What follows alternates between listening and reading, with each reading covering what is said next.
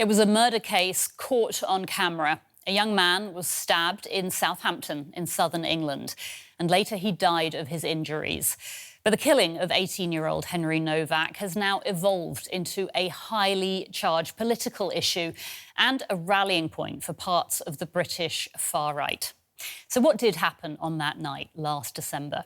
Here's police body cam footage taken at the scene and a warning that some of you might find these pictures distressing. Got this stud. Right, let's get you up. I can't breathe. Grab his other arm.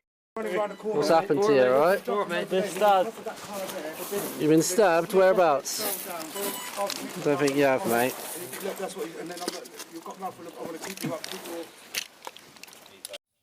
You would have heard the policeman there contradicting Novak, saying, no, you haven't been stabbed. The attacker, a Sikh, was standing nearby. He lied to the police. He told them he was the victim of a racist attack. So the police arrested and handcuffed Novak as he lay bleeding on the ground. He died later that evening of his injuries. The attacker has now been sentenced to life in prison, and the police officer's actions are being investigated. But this case has become a lightning rod for the far right. I feel a sense of cold rage at the way the police treated somebody who was stabbed. They didn't believe him. The last words on earth this man heard were his rights being read out to him, all because of a false accusation of racism. And the police have been trained and told you must take that more seriously than anything else. A false accusation of racism counted higher at that moment than somebody who was dying. That's the British populist politician Nigel Farage calling for people to show their outrage. And they did. Violent protests erupted in Southampton after that police body cam footage of Novak dying was released. Now, this case is being used by far-right activists to promote claims of two-tier policing and racial bias against white Britons. The victim's family is saying they don't want his death to be used to stir up division and hatred. So how should the UK government respond? There are serious questions to answer, including how accusations of racism informed police thinking. And we're supporting the IOPC to get to the bottom of what happened. But no matter the pain we feel, there is no justification for more violence and disorder. Yeah. The attacks directed towards police officers in Southampton last night were disgraceful and completely unacceptable. Yeah. This is a time for serious work, not rage. Yeah. So I'm wondering what governments, both in the UK and across Europe, can do to respond to public anger over issues such as crime, migration, without allowing far-right movements to turn these grievances into a source of political mobilisation. To do that, I'm going to have a chat with DW correspondent Birgit Maas. Birgit is in London, and we're going to get a sense from her of what is happening in the UK today. So, Birgit, to what extent is this story dominating the headlines there? What's being talked about? Anja, it is really dominating the headlines, and you can see that we have reactions from all major politicians, Keir Starmer, then the leader of the opposition, Kemi Badenoch. They are all addressing this issue because it's something that is basically has been building up.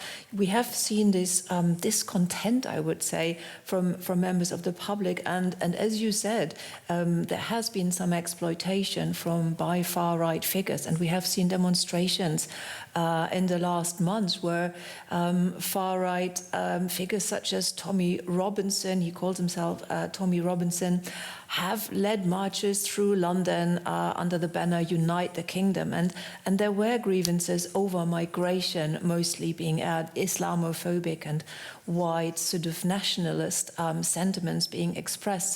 So there is this element of British society that is ready to rail behind these far-right activists. And so politicians from the centre have to address what's going on. And there were violent scenes on the streets of Southampton on Tuesday evening, weren't there, where the murder happened. So would you say that these protests do represent a sort of a broader public mood, or are they being driven mainly by a small but loud group of activists?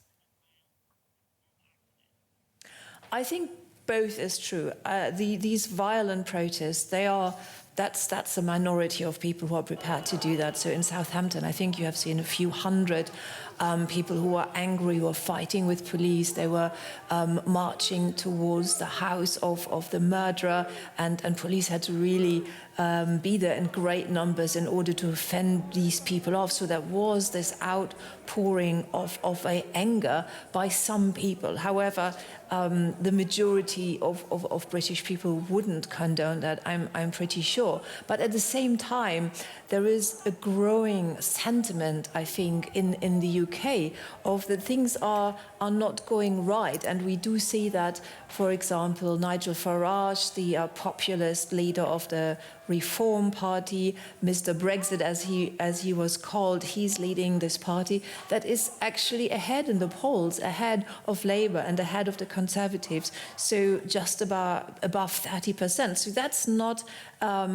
not a small number of people who are willing to do something else and who are willing to try a different kind of politics, because there's this general sentiment of feeling unhappy, feeling disenfranchised. The Labour government has been in power for 2 years. Keir Starmer had promised to grow the economy and to sort of turn things around, and it hasn't happened. So there is this frustration, and there is a certain anger, and that's just more than a small number of people, I think, who are behind that. That's right. I mean, Keir Starmer's popularity ratings are rock bottom, aren't they? So, Birgit, this whole conversation around policing, immigration, racial issues, from what you're saying, it is reshaping the political conversation in Britain, and people really are sort of joining the bandwagon. Yes, they are. And you can see that in the polls lately, that the issue of immigration has actually been at the forefront of many voters.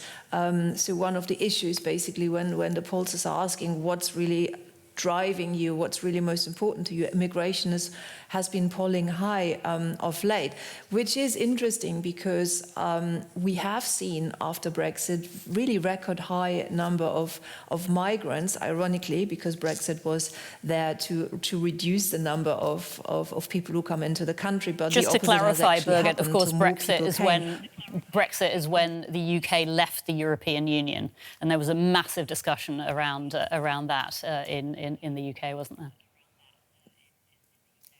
That's right. It was really about freedom of movement and who could come into the UK. And those people who were fighting for Brexit were saying this is we are taking back control, so we are reclaiming our borders, and we control who comes in the country and who can't. So not the end of freedom of movement, but you have seen really large numbers of people more coming in the years after the UK left the European Union, but they were just not European. They're coming from other parts of the world. So there was this feeling by parts of the country who are feeling strong about migration that things haven't worked and that things are not in control. However, the Labour government has actually managed to get those numbers down, but this hasn't really transpired, I would say. So I think many people still think that there is a problem with migration. There's a problem with refugees who come over the channel, so-called irregular migration. So that's people who are claiming asylum in the UK. Those numbers are not down. But the big numbers of people who are trying to work here legally or study here, those numbers have gone down. But still, you do see people coming into the country illegally. And that's something that far-right and populist politicians are exploiting, that this is still happening and that people are still coming in what's called the small boats over the channel. Thanks so much, Birgit Maas, DW's correspondent in London, for giving us a sense of the mood in the UK.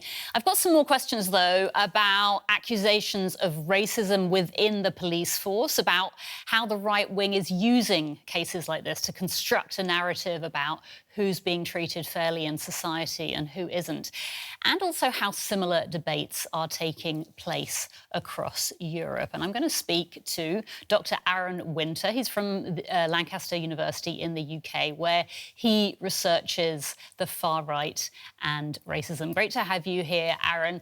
Can I start with a question to you about the policing in this particular case? So the body cam footage that we saw earlier has prompted accusations of two-tier policing, accusations of the officers involved being quicker to believe the attacker's account than the victims. And now we've got the UK's policing minister, Sarah Jones, saying that police anti-racism guidance needs to be changed. Is this need for change a growing sentiment in the UK, would you say? Well, yes. I mean, the body cam images are just horrific, and my thoughts are with the family. I do think police training, procedures, duty of care need to be reviewed and reformed. But I think there's been calls for that for a very, very long time, particularly because of the disproportionate, I guess, criminalization and impact on racialized communities, something that seems to be highlighted here, but because it affects a white person. And I think that points to both the instrumentalization of it by the far right. And so I think we have to take a moment to understand what exact changes need to be made. Do they need to be made because the far right is calling them racist against white people, or because they are flawed systemically and structurally and have been for a very, very long time before the far right cared about it?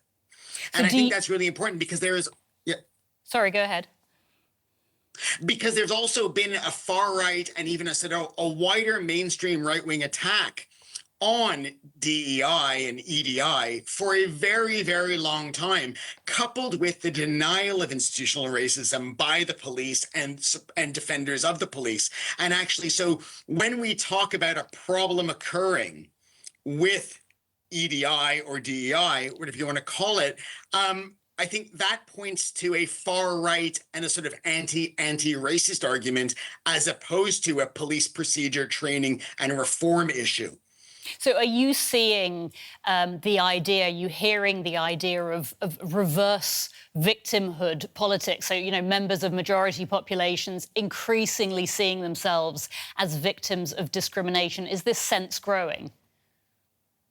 Absolutely. And I think it's been growing for about a bit over a decade now, that we've seen it really become part of the mainstream discourse around immigration, replacement, a whole bunch of conspiracy theories and narratives that have on top of the denial of racism, say things have reversed, which is sort of ironic. They've reversed as if the anti-racism has gone too far, as if those who are claiming white victimization ever supported anti-racism in the first place. And there's a lot of arguments and a lot of examples which are being evoked and used to evidence or claim white victimization. At the most far right end, you see ideas about great replacement, white genocide, things like this. But you also have lower, sort of more acceptable and much more mainstream ideas about reverse racism. It's not, racism's not the issue. It's white men who have the greatest trouble getting ahead in society, which is, all the evidence points to the contrary. But in fact, one of the things that we've seen in our research is that one of the narratives that's been developing over the past decade is the idea that, that the white working class is left behind. And there's no doubt working class people have been left behind, but not exclusively white people. And part of this narrative has been to furnish a white victimization narrative based on a claim, based on an argument against inequality that is not allowed to be shared by all. And so it's not inequality faced by racialized working class people or migrantized working class people. It's just white. And that has legitimized a white grievance and a white victim narrative that is being deployed at every single opportunity. And it's really divisive, in this case, isn't it? Tommy Robinson. It's really Yes. playing on people's sense, like you said, their grievances. I just wanted to play some Henry Novak's father, so the man, the teenager who was murdered. His father has been talking, and he has been talking about the way that people have been reacting to this case. I just wanted to play that, and we'll talk about it in a sec. We do not want his death to be used to create further division, hatred, or tension. We want his story to make our streets safer for everyone. So he is clear there about his son's murder not being used to create division. But in really stark contrast, we've got populist leaders in the UK like Nigel Farage calling for people to respond with pure cold rage. Those were his words. So is this generally how politicians, activists on the right do such a good job of turning, individual crimes like this into national political causes by, as we were just saying, calling on people's sense of outrage? Absolutely. And I have a great admiration for Mr. Novak. That takes a lot of courage and is a really, really important point, that the loss of his son does not become a force for or a factor in division and hate and more violence. But I think you see this going back to sort of like Lee Rigby. You've seen this in relation to grooming gangs Can you just tell our audience who Lee Rigby is, because some people might not be familiar with that case? A soldier murdered in the street by two men, and it became part and parcel of the far right's sort of, I guess, war against Muslims. And was arguing, laying claim to Rigby's life, legacy, and loss in ways that the family opposed, but also helped legitimize the far right's appropriation of the nation's military history and symbolism, which we still see today in terms of their defense of the cenotaph and their flags flying everywhere. That's partly how they've mainstreamed. But they also take cases of horrific violence and injustice and turn them into a way to divide, to hate, to target. And what's interesting is that they don't seem to care about the actual individuals or communities affected by this loss. And the same applies in Southport when they mobilized after the murder of those three young girls. They use it because they hate the alleged perpetrator or the perpetrator's alleged identity or community, or they want opportunities to mobilize and capture media attention and political attention. And you often see Tommy Robinson there and other features, Again, figures. for our viewers, Tommy Robinson is a far-right activist who has been very vocal about this case. Yes, former leader of the English Defence League and has been a figure in Unite the Kingdom and other kind of mobilizations. Yes, and what's interesting is that the far right has a history of defending the police when the police are accused of racism, but attacking the police under the idea of two-tier when they find themselves on opposite sides of a conflict or debate, but also in terms of whiteness and the status of whiteness in the face of the criminal justice system.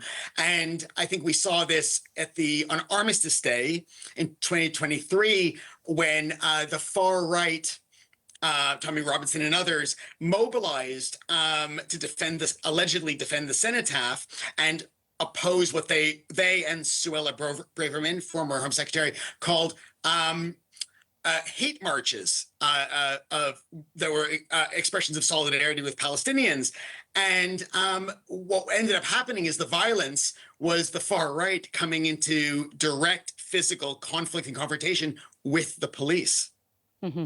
We've been talking very much in terms of what's going on in the UK. Similar debates are, of course, similar conversations are happening across Europe. So how much of what we've been talking about, how much does this fit into a sort of a broader pattern that we're seeing in countries from Germany and France to the Netherlands and Italy? Well, I think we are seeing the mainstreaming of the far right, including electoral gains and street mobilizations across Europe and the United States. I think Britain has a very particular history of street activism, which is far more prevalent historically than electoral successes of the far right, which we're starting to see electoral successes of the far right here, but Europe's been seeing them for a much longer time. But we also see a tradition of vigilanteism or extrajudicial justice, where the far right mobilizes against communities, marches through communities, harasses, intimidates, and claims to be doing justice for either their own community or the community they claim to represent, or the nation itself. And so we see this that's going really back interesting. to... I mean, you used the word harassing. So my sense is, from what you're saying, that the general public, most of the general public, probably don't want to see that kind of thing. You know, they want solutions from the political leaders that they've voted for. So on that note, what can the political leaders who are in power now, what can they do to give voters the feeling that they're being heard and to address, you know, legitimate concerns about crime, about policing, about immigration, without reinforcing these narratives that are fueling extremism and social division? That's a very good question and a very sort of complicated one to unpack, because the far right here has become so mainstreamed based on the idea that they have legitimate concerns. And largely what's happened is that far right ideas about migration and crime have been taken to be, and this is a real fallacy, they've been taken to be the voice of the people or the concerns of the people. And so what ends up happening is a lot of far right ideas have become co-opted by the mainstream political parties who want to fend off street confrontations and violence, which they fail to do, and fight off, reform, and restore the far right parties. So that you're talking about Reform UK, Nigel Farage's party. Yes, yes. And so what the mainstream parties tend to do is go, we'll give more moderate versions or legitimate versions of their anti-migrant politics or their calls for law and order or a whole bunch of other things, and then they won't get into power. And what that has done this time has actually the opposite has occurred. These people have become more emboldened and more mainstream, and we're starting to see wider, much larger groups of the public attend these rallies and get involved in these mobilizations. And that is extremely dangerous. I would say that those ordinary people being there or supporting them doesn't mean it's still not racist and far right. It just shows how mainstream the far right has become. But actually, I think we need to turn the tide on this, and we need politicians to stop legitimizing far-right views and stop acting as if those people who are against migrants and Muslims are the only voices that matter in politics. There are a lot of people who are not represented. This includes migrantized and racialized people, and this includes, the left, who are not represented on the spectrum anymore because everyone is catering to and pandering to the far right on migration. We have a cost of living crisis that affects so many people, not just white people. And this is not a housing crisis, an education crisis, a crisis in trust in democracy, and increasing authoritarianism and racism. And scapegoating migrants for this as a legitimate concern is only going to take us further down this path. It keeps on failing, and I wish the mainstream parties recognized this and turned the tide and started acting on principle and facts as opposed to false electoral opportunities. Dr. Aaron Winter, we're going to have to leave it there. Aaron Winter from Lancaster University in the UK. It's been really great to talk to you. Thank you. Thank you. So what do you think? Was this a case of two-tier policing, racial bias, or are right-wing activists exploiting a tragic case to spread a divisive message? Let us know your thoughts in the comments. I'm Anja Kueppers McKinnon. Thanks for being here.